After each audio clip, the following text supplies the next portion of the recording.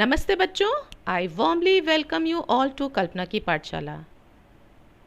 कल्पना की पाठशाला में आज आपके लिए लेकर आए हैं कुछ बहुत ही इम्पॉर्टेंट क्वेश्चन आंसर्स जो आपकी एग्ज़ाम की प्रिपरेशन में बहुत ज़्यादा हेल्प करेंगे।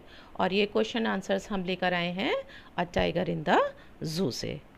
तो चलिए स्टार्ट करते हैं अपने फर्स्ट क्वेश्चन से, जो कहता है how does the poet contrast the tiger in the cage with the tiger in the forest. मतलब कि कवि पिंजरे में बाघ और जंगल के बाघ का किस प्रकार से अंतर बताता है, वो इन दोनों के बीच में कॉन्ट्रास्ट को कैसे दिखाते हैं। तो चलिए आंसर देखते हैं।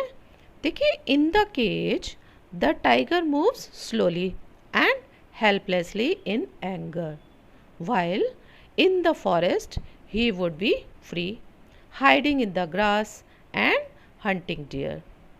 This contrast shows the loss of freedom in captivity. देखिए, ये जो पिंजरे में बाघ है वो धीमे धीमे और लाचार होकर गुस्से में चलता है, जबकि जो जंगल में बाघ है वो स्वतंत्र होता है, फ्री है, घास में छिपकर हिरन का शिकार करता है। तो ये अंतर बाघ की स्वतंत्रता के छिन जाने को दर्शाता है, उसको शो करता है। चलिए नेक्स्ट क्वेश्चन देखते हैं। What is meant by pads of velvet quite. आपकी फॉर्म में ये जो फ्रेज है पैड्स ऑफ वेलवेट क्वाइट, इसका क्या मतलब है? तो आंसर देखते हैं। The phrase refers to the tiger's soft paws which are compared to velvet. It creates an image of the tiger walking silently in the cage. मतलब ये जो फ्रेज है पैड्स ऑफ वेलवेट क्वाइट, ये जो है tiger के जो मुलायम से पंजे हैं, उसके जो कोमल से पंजे, सॉफ्ट पंजे हैं, उनकी ओर इशारा करता है, उनकी ओर संकेत करता है, जिन्हें कैसा बताया गया है? मखमल जैसा बताया गया है, वेलवेट जैसा बताया गया है। और ये टाइगर के चुपचाप चलने की छवि को प्रस्तुत करता है। चलिए थर्ड क्वेश्चन भी देखते हैं। Why does the poet use the phrase quiet rage. तो क्वेश्चन का मतलब है कि पोएट ने क्वाइट रेज इस फ्रेज का यूज क्यों किया है। आंसर देखते हैं। The phrase is an oxymoron. It means the tiger is full of anger but can not express it through roaring because he is trapped in the cage. मतलब कि ये जो क्वाइट रेज, ये जो आपका वाक्यांश है, मतलब कि जो फ्रेज है, ये क्या है? विरोधाभास को दिखाता है, ऑक्सीमोरन है ना। आपकी जो फिगर ऑफ स्पीच ऑक्सीमोरन है उसको दिखाता है।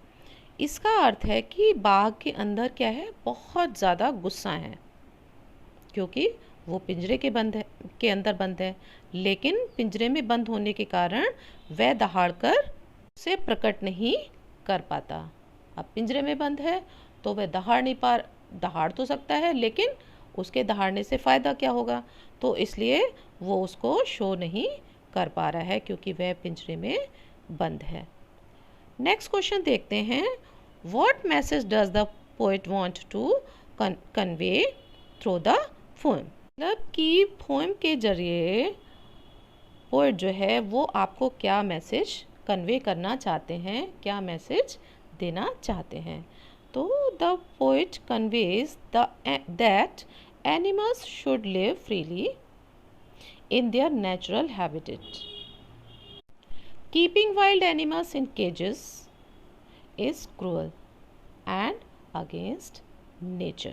कवि जो हैं इस कविता के माध्यम से ये संदेश देना चाहते हैं कि जानवरों को उनके प्राकृतिक आवास में, मतलब जो उनकी नेचुरल हैबिटेट है, जहाँ उनको की रहना चाहिए, जो उनके नेचुरल घर हैं, वहाँ उनको रहने देना चाहिए, उनको स्वतंत्र रूप से जीने का अधिकार होना चाहिए। उन्हें पिंजरे में बंद करना क्रूरता है और प्रकृति के नेचर के अगेंस्ट है। नेक्स्ट क्वेश्चन है, how does the poet use imagery in the poem? तो पोएट ने आपकी इस कविता में इमेजरी का उपयोग कैसे किया है? So the poet uses vivid images like lurking in shadow, wearing white fangs and brilliant eyes at brilliant stars, है ना? And not only these, but there are so many examples of imagery. They make the reader visualize the tiger's condition.